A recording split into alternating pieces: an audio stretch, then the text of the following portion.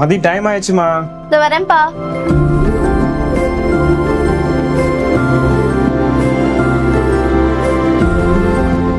என்ன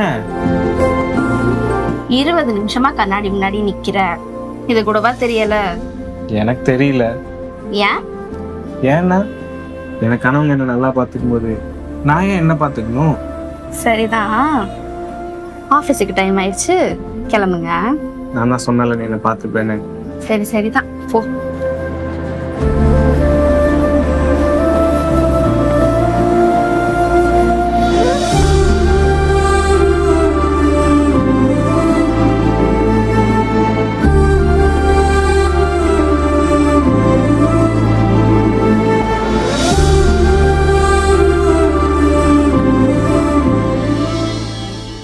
நான் கிருஷ்ணா, உங்க இஷ்டத்துக்கு வர்றீங்க, உங்க இஷ்டத்துக்கு போறீங்க, என்ன நினைச்சிட்டு இருக்கீங்க?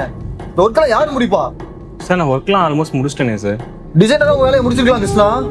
ஆனா ப்ராஜெக்ட் ஹெட்டா உங்களுக்கு எவ்வளவு ஒர்க் இருக்கு தெரியுமா? அது யாரு முடிப்பா? புரியல சார். உங்களை ப்ராஜெக்ட் ஹெட்டா ப்ரோமோட் பண்ணிருக்கோம் நாங்க சார். சும்மா மேன், சும்மா விளையாடுனேன். All the best. Thank you sir. So guys, நாளைக்கு ஃபேமிலி வீடியோட சேர்த்து கிருஷ்ணாவோட ப்ரொமோஷனுக்கும் ட்ரீட் கொடுத்தலாம். எல்லாரும் மறக்காம வந்துருங்க. ஓகேடா, தேங்க்ஸ்டா. ட்ரீட் தானே, வச்சிடலாம். சரி, பாய். திரும்ப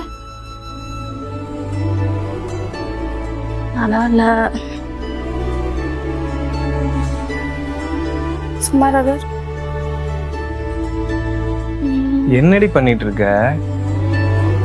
நாளைக்கு ஆஃபீஸ்ல ஃபங்க்ஷன்ல, ஸோ செம்மையா ட்ரெஸ் பண்ணி போனதானே நீ? அதுக்கு நீ இப்படியா?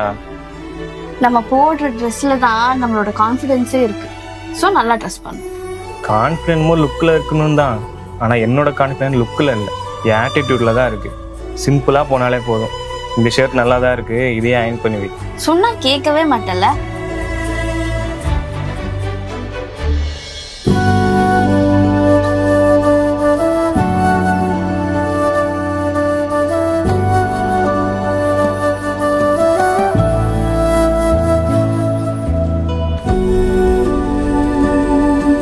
மாம்ஸ் எனக்கு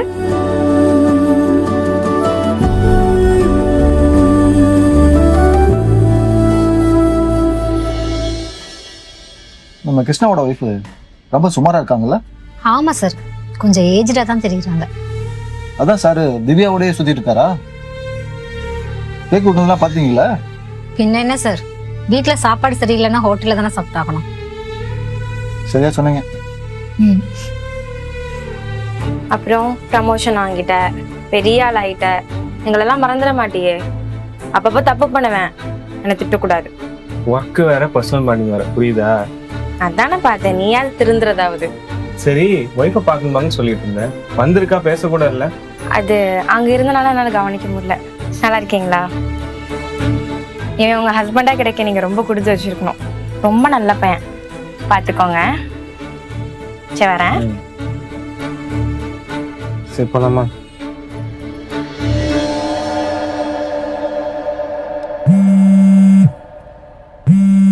ஒரு நிமிஷமா, முக்கியமான கால்.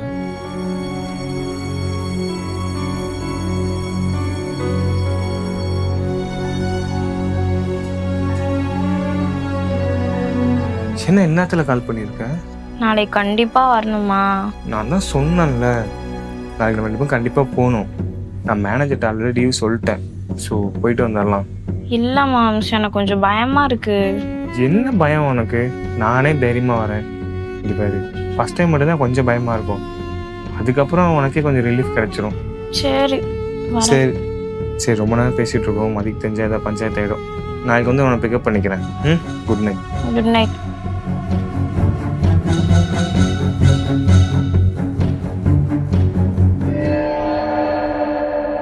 திவ்யா எதுக்கு இந்நேரத்துல உனக்கு கால் பண்றா? இல்லைம்மா, நாளைக்கு ஆஃபீஸில் ஒரு ப்ராஜெக்ட் சப்மிட் பண்ணணும், மிஸ்டேக் பண்ணிட்டாலாம். அதான். அதுக்கு இந்நேரத்துல தான் கூப்பிட்டுமா? காலைல கூப்பிட முடியாதாமா? இல்லை, முக்கியமான ப்ராஜெக்ட் நாளைக்கு சப்மிட் பண்ணணும், அதான் டவுட் கேட்டா.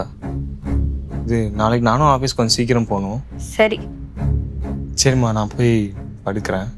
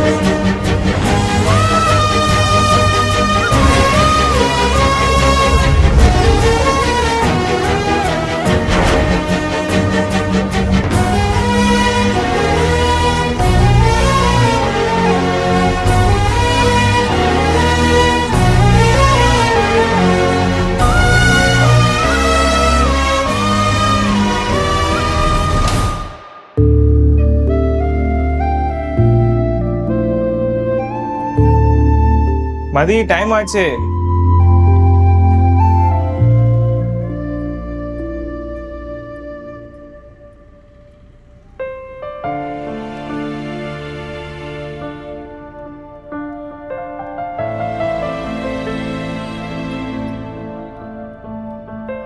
மதி டைம் ஆச்சுமா.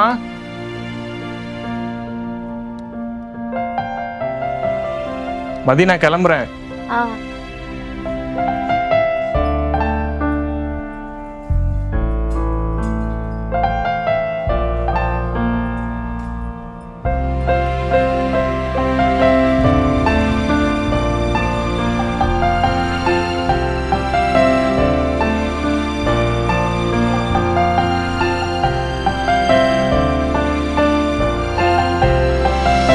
டேய் மாம்ஸ், ஏன் ஒரு மாதிரி உட்காந்துருக்க? என்னாச்சு? இல்லை, மதி கொஞ்ச நாளாவே சரியில்லை. எனக்கு ஏதோ பயமா இருக்கு. இதுல என்ன பயப்படுறதுக்கு இருக்கு? அவங்களுக்கு எதுவும் உடம்பு சரியில்லாம இருக்கும், அவங்களே சரியாயிருவாங்க. இதெல்லாமா உட்காந்து யோசிச்சுட்டு இருப்ப? இல்லை, அவளுக்கு என்னை ரொம்ப பிடிக்கும். என்னோட சின்ன சின்ன விஷயத்த கூட நோட் பண்ணுவான், ரசிப்பா. அப்புறம் ஏதோ உடம்பு சரியில்லைன்னுலாம் சொன்னல, அவளுக்கு எவ்வளோ உடம்பு சரியில்லைனாலும் அவள் என்னை பார்க்கறது மாறாது. இன்னைக்கு நல்லா தான் இருந்தா, ஆனால் அவன் என்னை கவனிக்கவும் இல்லை, பார்க்கவும் இல்லை. அவன் என் மேலே ஏதோ கோபமா இருக்கான்னு நினைக்கிறேன். நான் அவளை ஏதோ கஷ்டப்படுத்தியிருக்கேன், அதுதான் என்னன்னு புரியல. டேய், அதுதான் அவங்க உன்னை இவ்வளோ நல்லா கவனிச்சிருக்காங்கன்னு சொல்றல்ல. எனக்கு தெரிஞ்சு ஏதோ கோவத்துல பேசாம இருந்திருப்பாங்க. அவங்களே வந்து உங்ககிட்ட பேசிடுவாங்க, பேசாமலாம் போக மாட்டாங்க. ஃபீல் பண்ணிருக்காத. நான் அந்த டென்ஷனில் ஒர்க் பண்ணுறேன்னு வந்துட்டேன். நான் ஒர்க் சப்மிட் பண்ணணும், நீ போ. இந்த டென்ஷன்ல நீ ஒர்க் பண்ணா ஏதாவது சொதப்புவ. நானே பாத்துக்கிறேன். அதான் நான் உனக்கு இருக்கேன்ல, நான் பாத்துக்கிறேன்.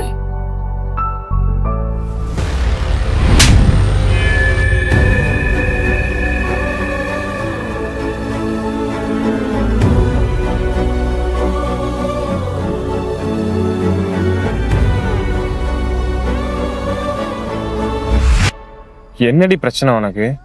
ஏன் இப்படி பண்ண? என்ன ஆகணும்? இல்ல இனி என்ன ஆகணும்? நான் வந்துட்டு ஒண்ணு கேக்குறேன். கல்யாணம் ஆகி இந்த 3 வருஷத்துல அப்படி என்ன நான் உனக்கு போர் அடிச்சிட்டேன்? இன்னைக்கு இவ்வளவு புடிச்சிட்டு போயிட்ட? உனக்கு நான் அழகா இல்லைன்னு தெரியும்ல, அப்புறம் எதுக்கு கல்யாணம் பண்ண? கல்யாணம் பண்ணி இவ்வளோ ஒரு அழகான வாழ்க்கையை கொடுத்துட்டு அப்புறம் எதுக்கு நான் துரோகம் பண்ண? யாரு உனக்கு துரோகம் பண்ணா?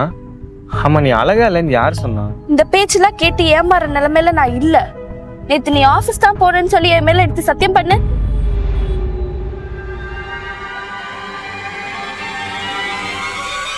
இல்ல, நேத்து நாங்க ஆபீஸ் போல. அதான் நீங்க 2 பேரும் ஹோட்டலுக்குள்ள போனது நான் பார்த்தேனே. அந்த நிமிஷம் எனக்கு எப்படி வலிச்சது தெரியுமா? எனக்கு சொந்தமானது ஒண்ணு இன்னைக்கு வேற ஒருத்தி கூட்டிட்டு போறா.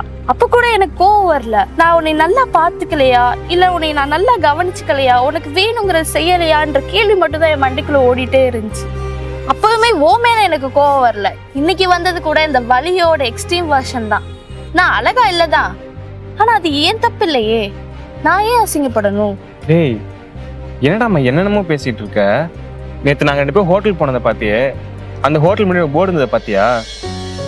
அந்த ஹோட்டலோட 3rd ஃப்ளோர் தான் சைக்காட்ரிஸ்ட் டாக்டர் கிளினிக் இருக்கு. திவ்யா லவ் ஃபெயிலியர், ரொம்ப உடஞ்சு போயிருந்தா. சுத்தி இருக்க எல்லாருமே துரோகம் பண்ணும்போது யாரை நம்புறதுனே தெரியாது. வாழ்க்கை வெறுக்க ஆரம்பிச்சிடும். அப்படிதான் வாழ்க்கை வெறுத்து போயிருந்தா. நான் தான் அவளை அங்க கூப்பிட்டு போனேன். தப்பு தான், உன்கிட்ட நான் சொல்லியிருக்கணும்.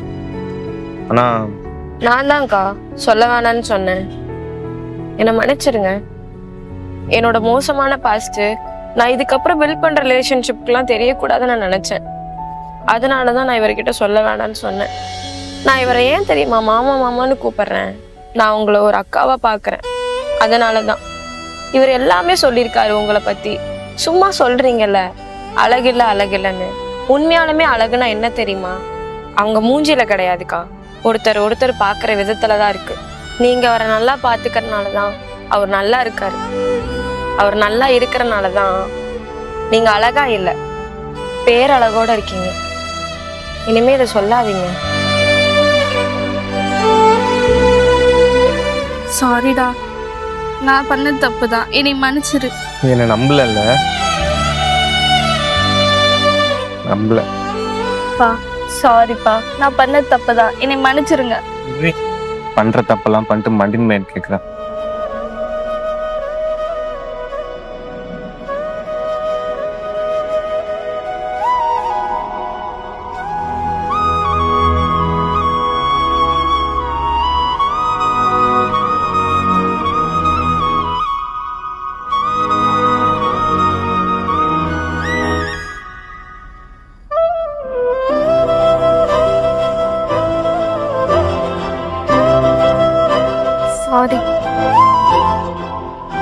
நானும் சாரி.